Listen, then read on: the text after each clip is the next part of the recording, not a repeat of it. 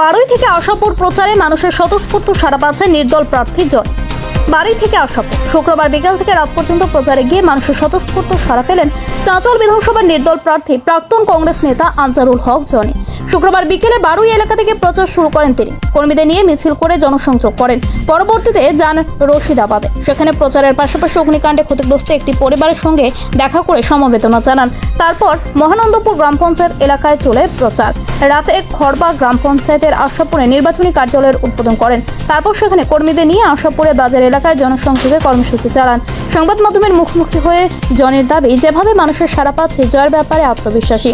এখানে কংগ্রেসের দলীয় কার্যালয় তালাবন্ধ হয়ে পড়ে আছে।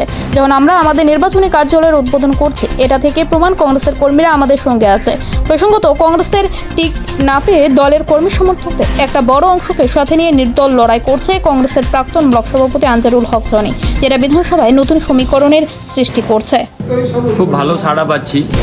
এতদিন মানুষ, এখানকার মানুষ নির্দল প্রার্থী যেটা নাম শুনে হয় যে নির্দল মানে হচ্ছে খুব কমজোর, সেটা না। আমরা নির্দল প্রার্থী হতে পারি, কিন্তু আমরা মেন দলের মতো আজকে লড়াই দিচ্ছি।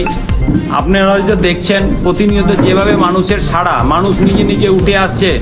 আমরা কোনো অংশে একটা জাতীয় দলের মতোই আমরা প্রচার করছি।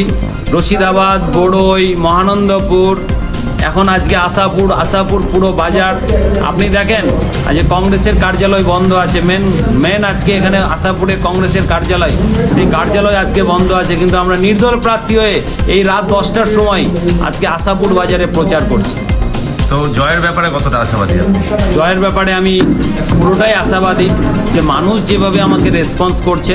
আমার ভোট কোথা থেকে হবে সেটা আপনারা ইভিএমে যখন কাউন্টিং হবে তখন বুঝে যাবেন।